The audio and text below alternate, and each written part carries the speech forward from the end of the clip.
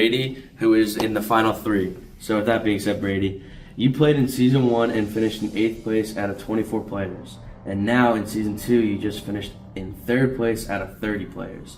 Tell us what motivated you to come back and play again for Season 2. I think something that really motivated me was, what do I want to do in Bloomsburg, right? For me, I was like, I want to play Survivor again, right? I had a lot of fun meeting new people, and basically the people in general just motivated me to come back, yeah. Tell us how you felt the experience felt different in Season 1 compared to Season 2. I think Season 2, there was a lot of more hungry players compared to Season 1. From the very beginning, it was more cutthroat, more dangerous, I feel like, in the pre-merge, and then going into the merge. It was still difficult, but I knew my experiences and how to get along with everyone. I made sure I not studied up on everyone, but I knew where everyone's head was at in the merge this time. What were your thoughts about how Season 2 started with forming teams based on the Gaga Ball Challenge and putting the selection in the hands of the 4 team captains? I thought it was different. I was definitely not expecting that. But then I knew when Lee was a captain, I knew I was going to be in a good spot if he picked me. And it worked out. I had a lot of returners, and I felt like I was safe to a spot where I wouldn't be first or second, but I knew I couldn't stay long term on that tribe. How would you compare your original Lakota team in Season 1 to your OG Python team in Season 2? I think both tribes, we both were really resilient, very strong. But that Lakota tribe probably has something special, I felt like. With the Lakota tribe, we all meshed well. We worked as a team very well, but we didn't stay for too long as Lakota. But this Python tribe, we had a lot of different personalities, and we were only there for one episode as well, so it's very hard to gauge. But I think we did perfectly fine. Several individual immunity challenges towards the second half of the season. How did those make you feel with those wins? Definitely confidence, especially with this later half of Survivor going on. I had a lot of mental issues, not really in the best shape of mind. And when I was winning those, I was like, I got this, I'm coming back. And it put everything aside and just gave me that bolster I really needed in the moment. Now, follow-up question is, do you feel like those wins got overlooked by the jury on deciding who should win? Honestly, I'm actually going to say no, not really. I don't think challenge wins are that important unless you're a scary player in the beginning and you need those challenge wins to stay in the game. For me, I think at certain points, maybe I could have gone earlier.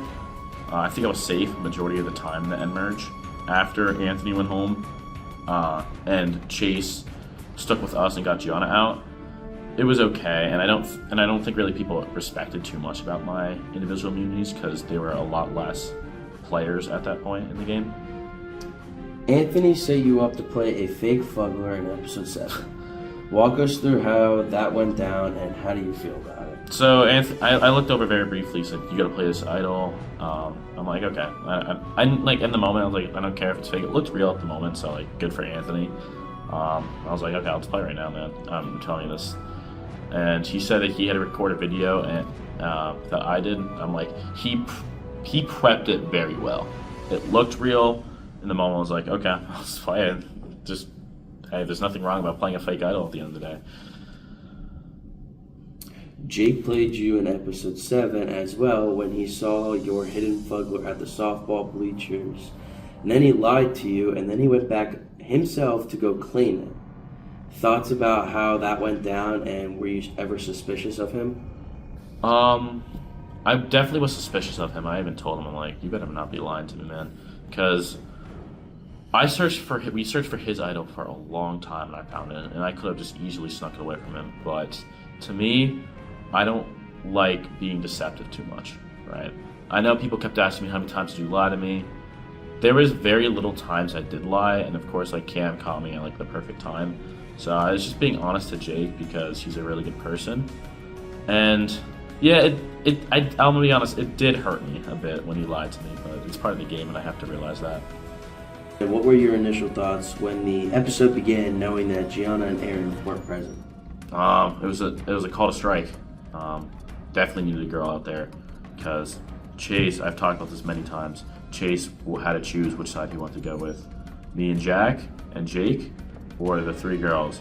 And with 2 of them not being here, it made it pretty much easier to persuade him to stay with us at that moment. So it really was big that Gian and Aaron did. I think if Gian and Aaron were here, it would have been a completely different game. I don't think I would have even gone to the top 4 in that case. In episode 9, talk to us about the shuffleboard, the wall pegs, and playing pickleball, and what were your highs and lows throughout those challenges? The shuffleboard, I thought the gym floor would slide better, and I was gravely mistaken. I did terrible in that. I didn't get to play the wall pick one, whatever it's called, because I won the knockout challenge, thankfully. And then the pickleball one, I could tell Jake would play before, and the way he was spiking was like perfect, like right at my feet. I struggled a bit, but it was fun playing, fun challenge. In episode 9, the wall sit was pretty tough on many other castaways. Walk us through how you felt during that challenge and how you felt after the challenge. Well, I'll say this lately, I've done wall sits before. I knew I was not going to win that challenge at all, but I wasn't first. Sorry, Jack, but I did better than expected. My feet were sliding, which when I do wall sits, it's usually my back hurting. And I feel like if my feet weren't slipping, I definitely would have not won. But I think I could have came in 3rd if that was not the case. I was kind of surprised. 7. Tell us about your experience with the track relay with carrying the body bag around and working with your partner on the lock combos. So, Chase destroyed the challenge. He was amazing in the very beginning, and I slowed down. And I by far had the worst cardio in the merge after the first couple minutes. So I was doomed on that. Can't run the greatest, but the lock part, Jack and Hope had ours, and it put us in a really bad spot. Now we were like the second to last team at that point, and we couldn't get a single eye on me and Chase. I was like surprised. Me and Chase I thought would be good shooters, so the challenge didn't really work out for us. In episode 7, tell us about the long jump and then going up through the bleachers to find the mini pumpkins. So the long jump, I went first, didn't know what to expect, and realized from seeing the first 3 people I thought would get eliminated, but I made it through. And then me and Jake killed that football challenge, and then going to the bleachers.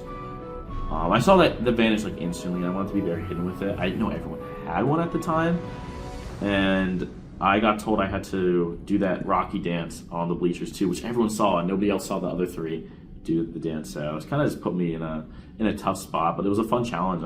I'm glad I got to make it far, and at least some of the challenges in the beginning of marriage. Did any of your friends end up seeing you doing the Rocky dance on social media? Oh, yes. It was funny. The other day, my frat group chat, right? They posted the dance video in there, and everyone was laughing, and I was like, "Yeah, that happened." Sadly.